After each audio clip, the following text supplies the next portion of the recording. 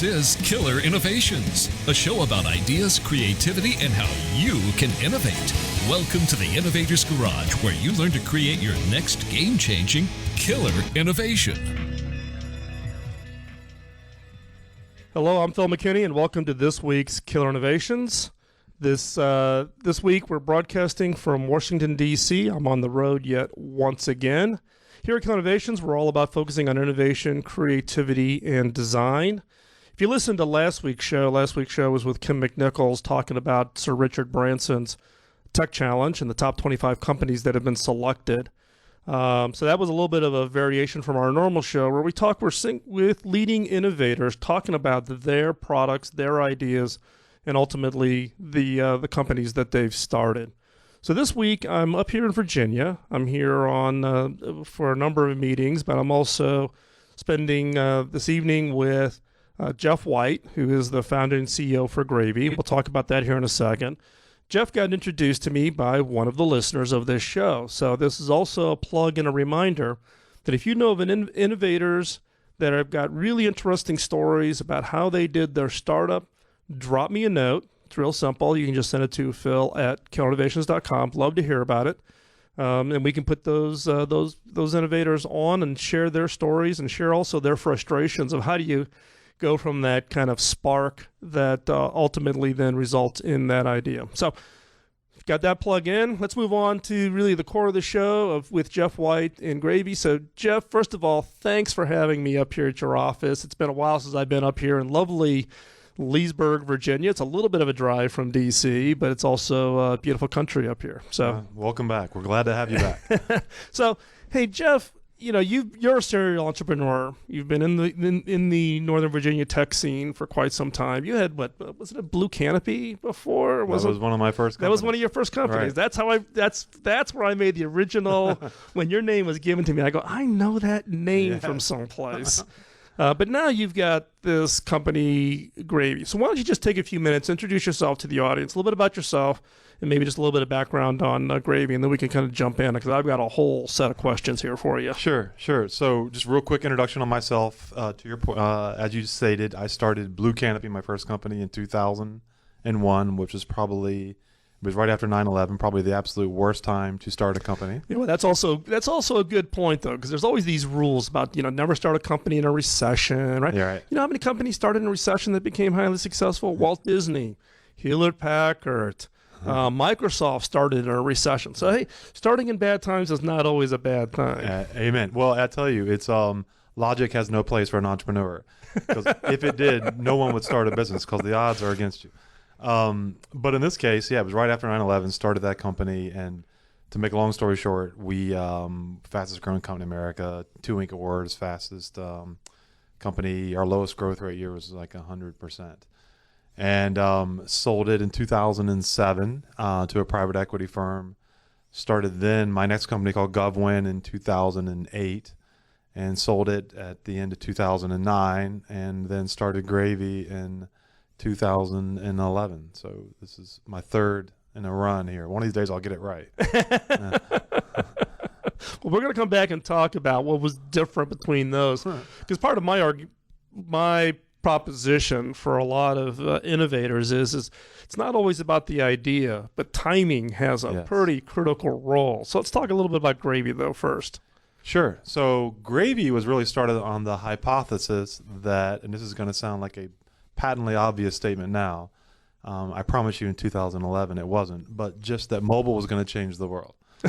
and fundamentally, people look at our mobile phones now and think they've been around forever, but I think the iTunes store just recently celebrated its 6th birthday.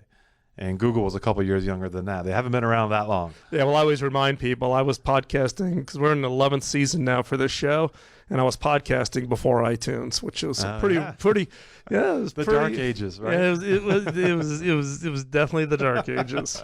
So, 2011, people were just starting, I think, you started to see these movements. But in particular, what we thought was that on the back of mobile was location data. That was just going to change everything about the way consumers interacted with their world and the way the world and businesses interacted with them.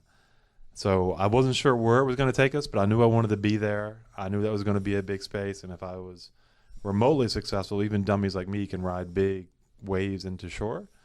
So we wanted to be there and just started trying to think about what was the big, really dislocation in terms of data that could be persisted around location data on the back of a mobile device.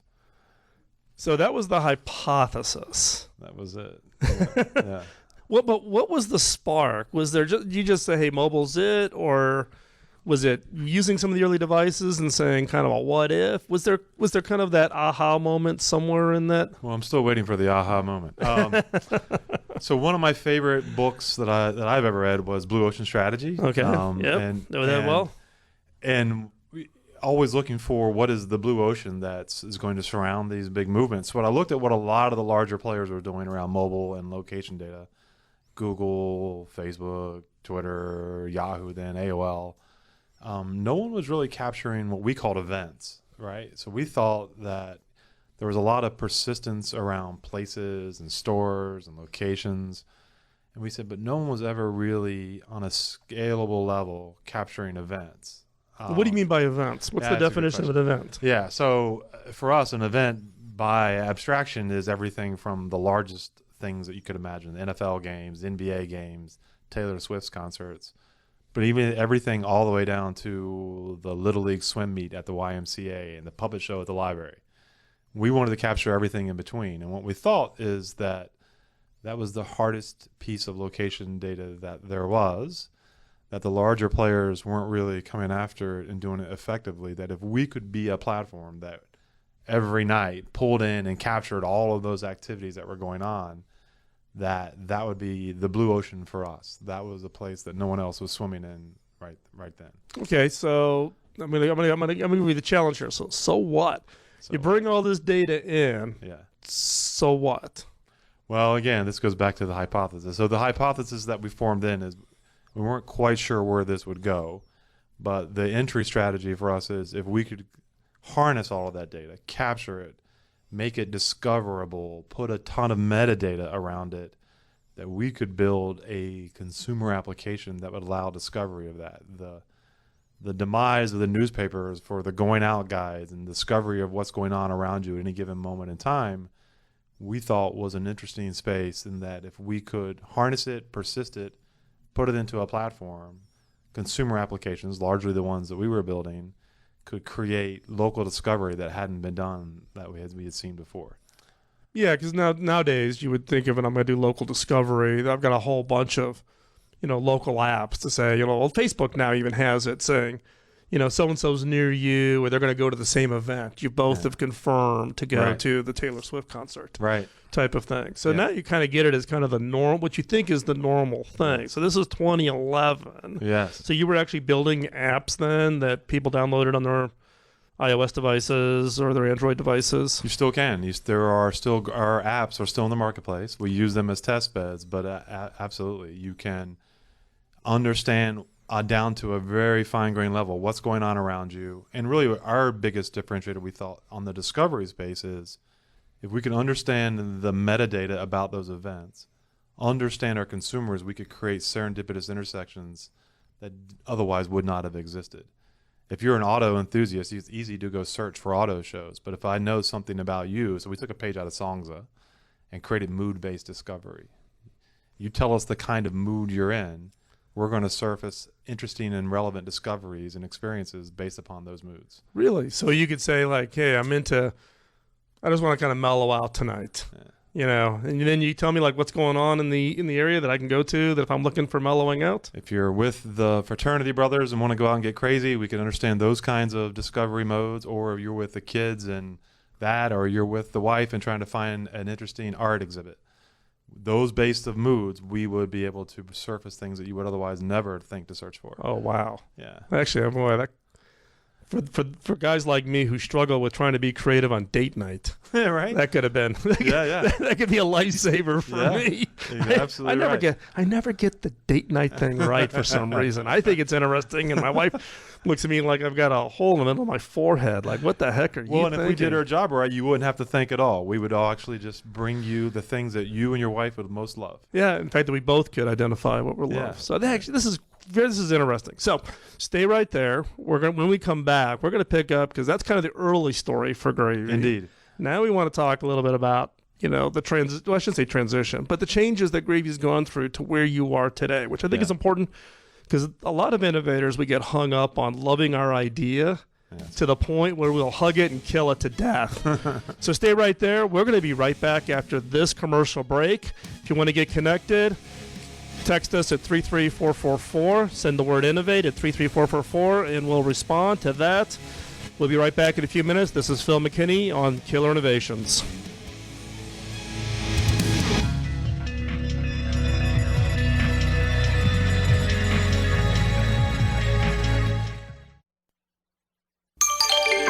Biz Talk Radio.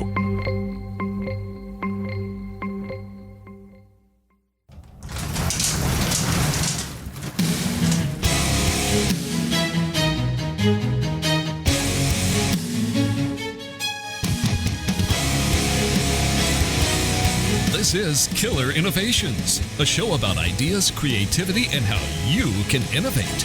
Welcome to the Innovator's Garage, where you learn to create your next game-changing killer innovation. Welcome back to Killer Innovations. I'm your host, Phil McKinney. We're going to pick up where we left off in the first segment with Jeff White here at Gravy. Now, Jeff, in the first segment, you were sharing kind of the history of the consumer product side of the work that you were doing on Gravy. So give us maybe a little bit of play-by-play of what did you find out with that effort, and has that caused you to think anything differently about the opportunity? I think it had us think about everything differently about the opportunity.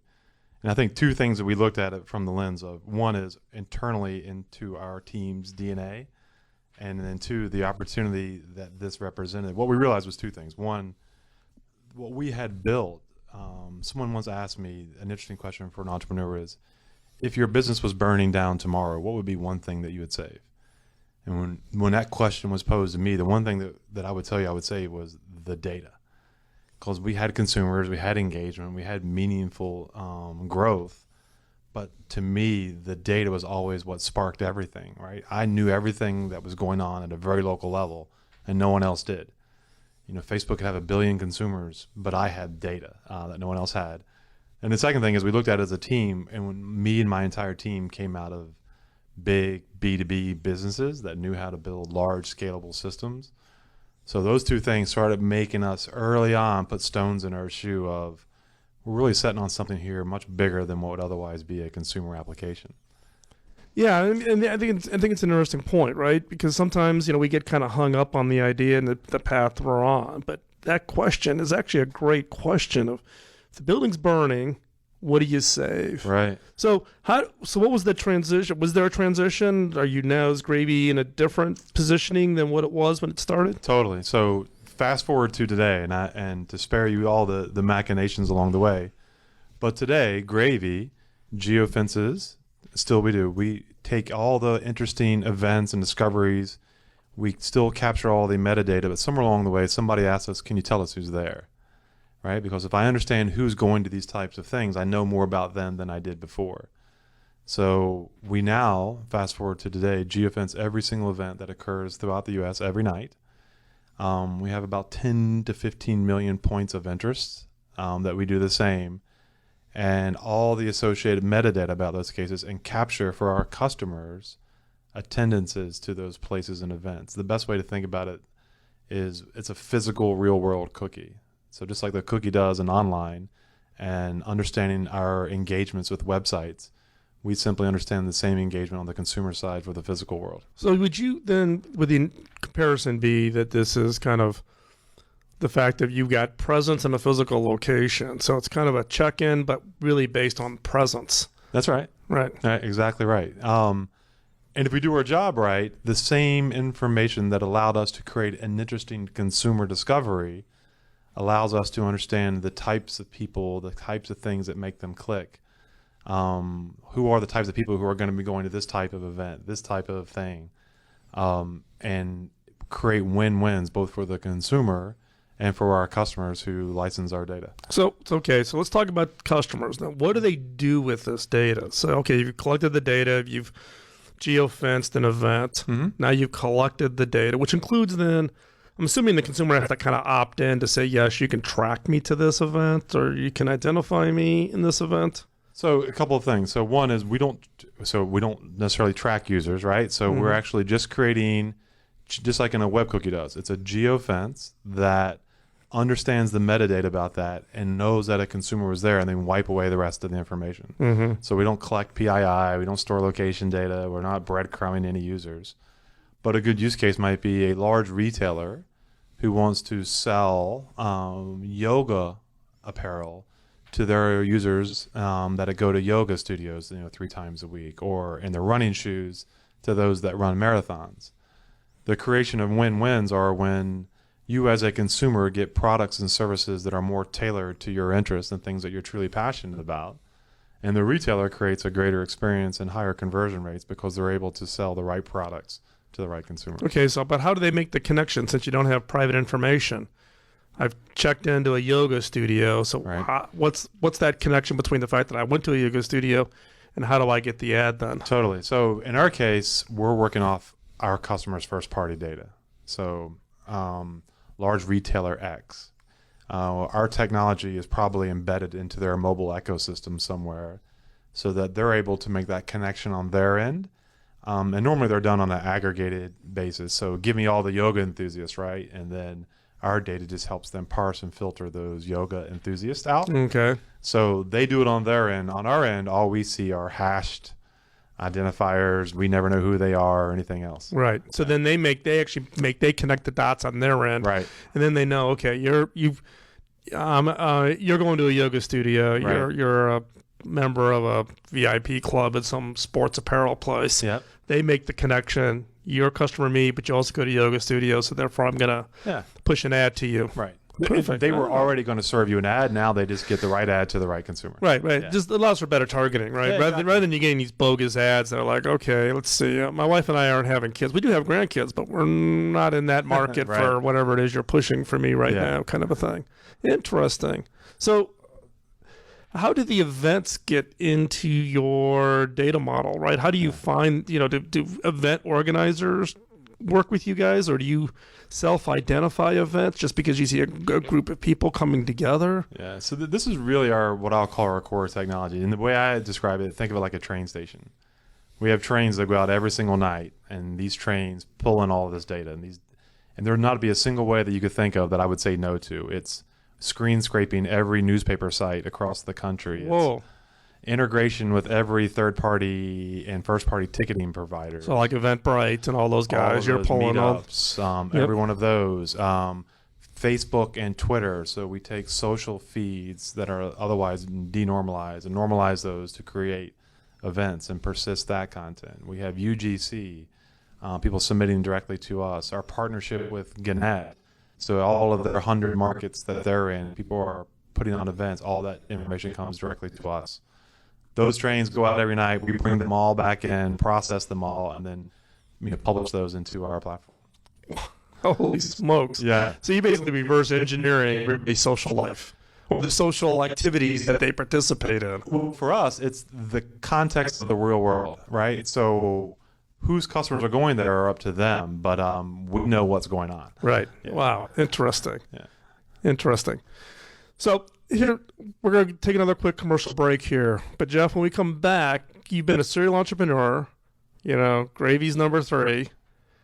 What I'd like for you to do is think about maybe what are the kind of lessons learned, both the lessons from pain and the lessons of success that you can give the listeners on if they've got kind of that starting of an idea. Awesome. What should they be thinking about? Sure. To kind of help learn from you so we don't all repeat the same problems, right? We've run into these issues. Yeah. So if you're up to that, we'll do that when we get back from the commercial break. Great. So, perfect. So stay right where you're at. If you want to get connected, text us at 33444. Text the word innovate, and we'll get you connected. We'll be right back. I'm Phil McKinney, and this is Killer Innovations on the BizTalk Radio Network.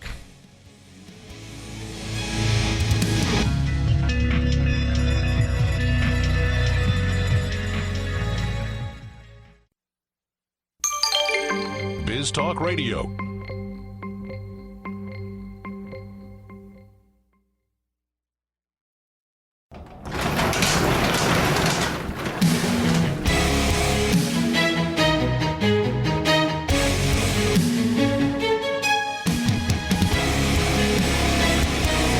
This is Killer Innovations, a show about ideas, creativity, and how you can innovate. Welcome to the Innovator's Garage, where you learn to create your next game-changing killer innovation. So we're going to continue on this segment with Jeff White. We're going to talk about really those top 2 or 3 ideas that entrepreneurs really need to think about, given Jeff's experience. Now, you're a 3-time entrepreneur. You've had both kind of the successes and the failures of having both the frustrations. I don't know if it's frustrations really, but it's about starting with an idea and having to do those pivots. You've also had some very successful sales and successes on achieving the goals. So if you had to give like kind of just a handful of ideas or guidance to the entrepreneurs, what would those be? Well, if I had a magic book, I would love to bring it out, but I don't. Every mistake that could have ever been made, I've made. But I would say this. I would think the central theme that I would always apply would be vision. And we were even talking earlier, I think vision can be blinding. And as an entrepreneur, visions are a unifying thing, right? You have an idea, you have a concept, you have a business you want to do, but that vision can be blinding. So the first thing we always said was, have an idea, but don't be so blinded by it that you don't ignore the environment. Even for us, in every business I've ever started, it never looked in the end like we intended it to when we started it. So that was always the first, right? But the vision becomes the way in which you make decisions. It becomes a Pareto for you, but don't let it blind you is the first one. So in this case, when you think about vision, though, how do you define that? I mean, there's probably 10,000 business books on the shelf all about vision. But when you think about vision, it's kind of but kind of your north compass, your guiding light, kind of a thing that you kind of can point the entire team to. Am I getting that right? Is that kind of how you're thinking about? I think that's right. I think for us, to even take Graze as an example. The vision was mobile, data, location, but everything beyond that was open, right? That was the frontier by which we wanted to go and conquer. Where it led us, we weren't quite sure, but that became our north compass, right? That was where we wanted to go. But my second thing is never confuse a clear vision with a short distance. And while we always had a vision of where we wanted to be, we never were so bold to think that we were ever close. So everything that happened along the way made us better, and we weren't so emboldened to think that we had it all figured out. We learned quickly, and we failed fast, right? Well, I think there's a couple. Then now you snuck in a couple of other ones, right? It's not just vision, right? But it is about learnings, right? And recognizing that visions are never perfect, yes, right? Nothing in the future is ever perfect, right. But that also the ability and being open to learning is probably one of those other ones that a lot of people don't latch on to. Well, and I've also, like you, I'm an investor, and I look at companies that I like to partner with myself, and I always look at the entrepreneur and says, can he make the tough decisions? And sometimes it is to admit that they're wrong. And that's usually the hardest thing to say, right? Mm. And you got so many people looking at you that you're the leader, you got the rudder of the ship, and you know all things. But it's okay to be vulnerable, and you don't, right? Yeah, there's actually, I teach a workshop called the Innovation Boot Camp, and one of the first slides I show up is kind of getting rid of the myth of innovation. So one of the key myth number 5 actually is assuming the boss knows more than you. Right? Right? And it is the case, right? What's interesting is everybody just actually assumes that if you got the CEO title, I've got a CEO title, where I'm at, you're CEO, right? Is that everybody just has a natural assumption that the CEO has either a higher IQ or whatever. It's like, not always the case. Right. It could have been timing. It could have been, the ability to see a spark, but may not be, you're not able to execute. You got to have teams that are much smarter than you to take that spark and turn it into something real, those kinds of things. Well, I actually, frankly, in ways of the team dynamics, I'm actually not comfortable with that title. Right, because I do believe that we're all better when it's a collaborative environment and we all learn from each other. And the hardest thing that I have found to do is create vulnerability to teams that they can actually be willing to lean forward and fail. It's okay, right? No one's going to crucify you for failure. The only times you get in trouble is when you don't stretch. Failure is an interesting thing because it's the common problem. Look at HP, 47,000 engineers, right, trying to get, and you can accept failure. People should be willing to try. I've got 210 people in my current company, right? Just trying to get them to get comfortable with failure because people have this thing of if I fail, I'm less capable.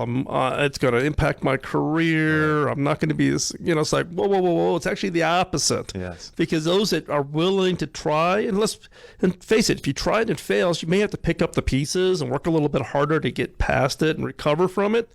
But the fact that you tried is huge brownie points for me. Well, absolutely. We always call around here a rubber band. Rubber bands have the energy when they're stretched. That's when potential turns into kinetic energy. I'm going to steal that, by the way. Well, it's fine. But like all organizations, there are some who are on the back of the rubber band holding it back. There are some who are stretching it. Both can be equally disruptive. But until we're actually stretched to a limit that creates energy, it's you're not growing. That's right. Yeah. You're just sitting there. You're kind of huddled down. You're really not trying to push for that next thing. Because guess what? Your competitors are probably not pushing as hard either, right? Or they may be pushing really hard and you're falling behind. Yeah. Right. Yeah. Well, we always like to think that no matter what idea that you've just created, there are 10 people right behind you that have the exact same idea and are right on your heels. So run like you stole it. Right. Well, it's like and I don't know if you see this with entrepreneurs that come in and pitch for investments or whatever, right? The first thing they want you to do is sign a non-disclosure, and they talk about the patents. I'm like, but by the time the patent gets issued, the marketplace is going to be so far past this. Exactly. Your competitive advantage is not your patents. Your competitive advantage is execution. Yes. And how fast can you execute? That's exactly right. And if you're relying upon patent to protect your marketplace, you're done. You're done. Yeah, you're going to be spending all your time and all your money paying lawyers to do your patent work. Patents are important. So, hey, Jeff, one, I want to thank you for taking this time out on a Sunday to join us. So if people want to follow what you're up to, what's the best place they can find you? Well, you can find us at corp.findgravy.com.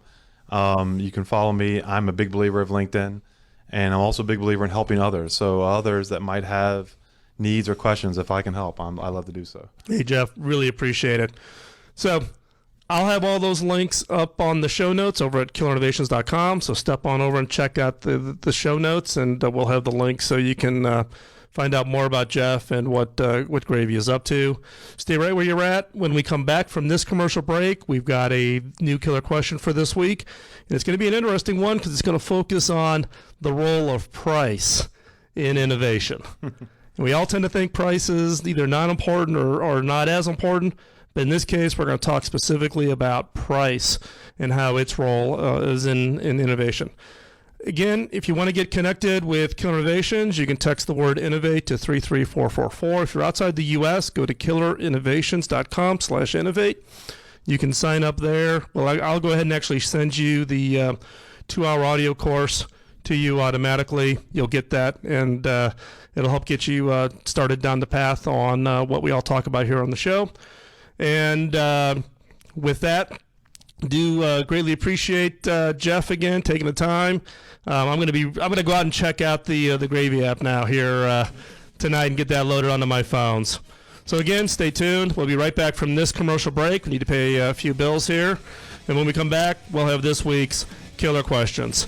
I'm Phil McKinney, and you're listening to Killer Innovations on the BizTalk Radio Network.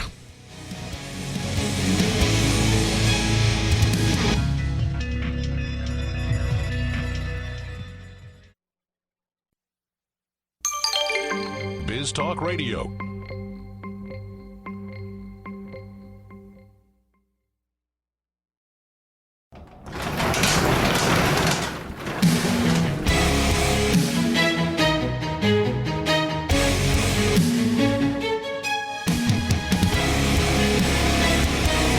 This is Killer Innovations, a show about ideas, creativity, and how you can innovate. Welcome to the Innovator's Garage, where you learn to create your next game-changing killer innovation. So get ready to exercise your creative muscles. So what is this week's killer question? Well, this question today, we're going to deal with something that is a topic that we typically don't cover when we think about innovation, design, creativity. It's about price. So who am I not selling to because I think they can't or won't pay for my product? Who am I not selling to because you've already discounted them out? You don't think they can't or they won't pay for your product. Now, price is king, right? Look, we all go run to Walmart because we can get the best prices. We run to Costco because we can buy it in bulk. It's basically build them cheap, stack them high. It's practically the motto of most segments, particularly in the tech industry. Now, notably, there are some exceptions. It's certainly a core assumption about what the majority of customers want. Now, as an example, back in my days at HP, we built this $320 product, an all-in-one PC, aimed at the middle and lower class Indian families. Now, it probably was called Dream Screen. Now, $320 for that segment of the market is a huge amount of money. However, our customers saw the value of the Dream Screen and what it could do to their lives, and particularly the education for their children. Now, price, though steep, makes sense. It never kills an idea because you assume your customers can't afford it. If the value of the product brings to their life justifies the cost, they will find a way to make the purchase. Now, what's interesting in the case of Dream Screen is when you look at the market segments of what parents spend to augment the education of their families, a percentage of disposable income, the largest percentage are Indian families. They spend the most of their disposable income to augment the education of their children. Therefore, by positioning the product not as just a $350 PC, but with a huge amount of value added into it aimed specifically at the education for their children, they're able to justify and rationalize that cost. Now, your first concern should be to make it relevant. And your second is you do want to make it affordable. You don't want to be outrageous in pricing and products in these kind of classes of innovations.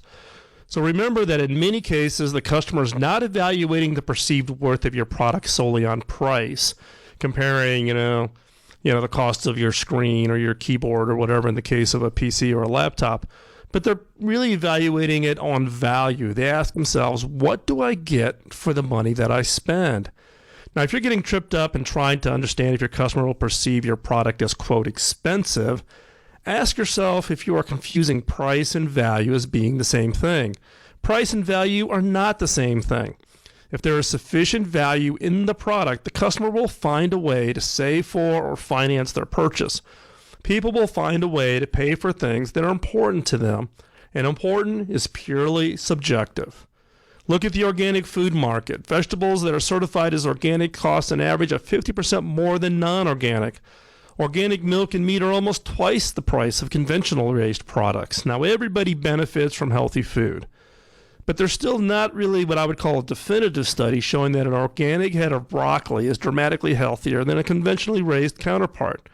Yet millions of people regard the extra cost of organic food as part of the cost of doing business or raising their family. Organic matters to them, and they'll prioritize it, even if it means cutting out other items from their budget. There are other ways to give a customer access to products that are theoretically too expensive for them to purchase. In the last 5 years of businesses that have allowed women to rent luxury items for monthly fees have become a huge trend. BagBorrowandSteal.com allows a user to rent one of the top designer handbags for $225 a month. At the end of the month, the customer returns the bag and receives a new designer item in its place. Now, some of these bags cost more than $1,500 to buy new. Now, other companies rent designer dresses for roughly 10% of the purchase price. The woman rents it, wears it, returns it a few days later. There are questions here about whether these smaller rental companies are harming the large luxury brands by devaluing the products they rent, or you could argue benefiting them by extending the brand's reach to a new audience. Now, there are good reasons why Gucci, for instance, does not rent their dresses and bags directly to a customer. The person who purchases a dress for several $1,000s does not want to see it worn by her assistant for a tenth of the price. However, if that assistant then goes out and buys the perfume to go with the rented dress and begins a longer-term relationship with a Gucci or Louis Vuitton, then it becomes ultimately beneficial. Either way, it's an interesting and innovative way to tap into people's desires and provide them with things they need and want and are willing to sacrifice in order to find a way to buy that. So what are the sparking points? Is the expense of your product in some way central to how your customers think or feel about it? Would you benefit from having more people able to afford what you sell? Or does exclusivity magnify your potential customers' desire to buy it? So think about those kinds of questions. So get out your idea notebook, exercise your creative muscle, take the 10 or 15 minutes every day. We talked about this in the past. You got to exercise that creative muscle. So go ahead, get out there, and try it. So thank you again for listening to this week's show. If you want to stay connected, text the word innovate to 33444. If you're outside the U.S., visit killerinnovations.com/innovate. Don't forget to check out killerinnovations.com and also go over to Biz Talk Radio and listen to the great shows over there. I'm Phil McKinney. Don't let your innovation critics get you down. Keep on innovating. This week's show was engineered by Jeremiah, who always tries to make me sound good and keep me organized. Happen to stay on the clock. That's a new trick I've had to learn being on radio versus being on the podcast. But again, I do appreciate you taking the time out of your busy schedule. You can always download this show on iTunes. Just search for Killer Innovations over the iTunes store. And we'll talk to you next week. Bye-bye.